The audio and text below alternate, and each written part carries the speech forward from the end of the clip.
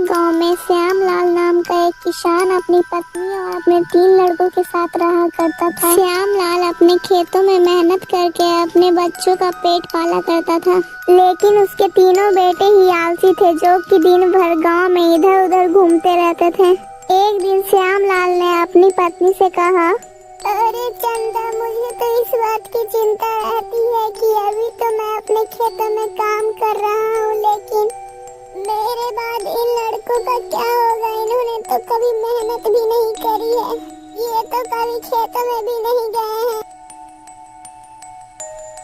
अजी आप चिंता ना कीजिए, ये भी धीरे धीरे काम करने लगेंगे।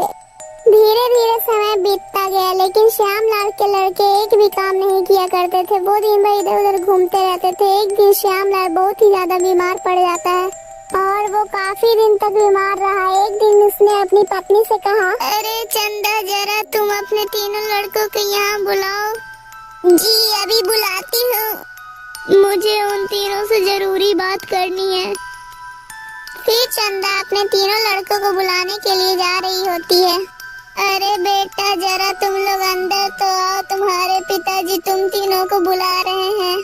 जी माँ, मैं अभी आया। फिर तीनों लड़के अपने पिता के पास आ जाते हैं। जी पिताजी, आपने बुलाया, बोलिए क्या बात है?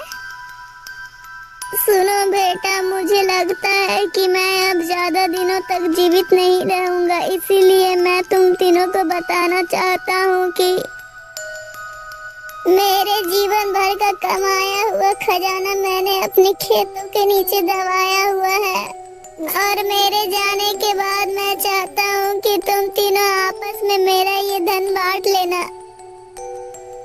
श्यामलाल की ये सब बातें सुनकर तीनों बेटे खुश हो गए और कुछ समय के बाद श्यामलाल की मृत्यु हो जाती है। श्यामलाल की मृत्यु के कुछ दिन के बाद तीनों लड़के वो खजाना निकालने के लिए खेत चले जा रहे होते हैं।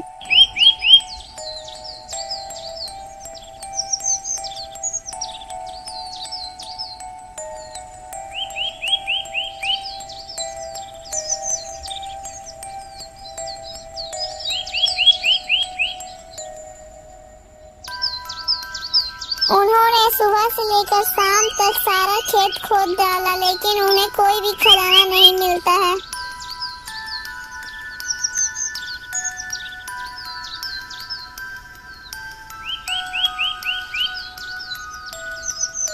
तभी लड़के अपने घर जाकर अपनी माँ से बोलते हैं,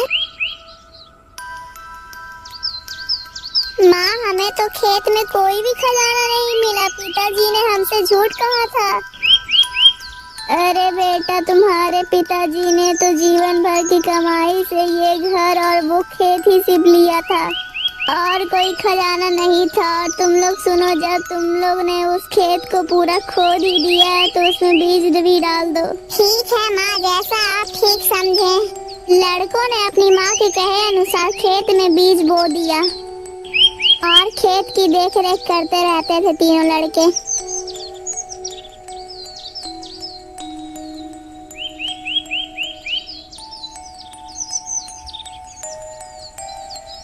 कुछ समय बाद उनके खेत में बहुत ही अच्छी फसल तैयार हुई।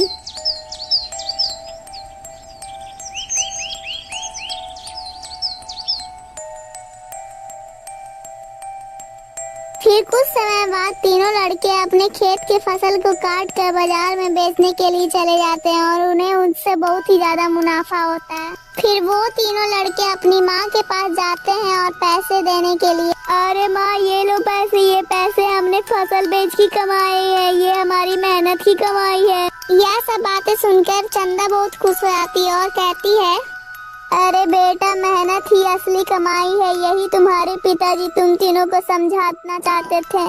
इस कहानी से हमें यह शिक्षा मिलती है कि हमें मेहनत करना चाहिए। मेहनत ही असली कमाई और पूंजी है।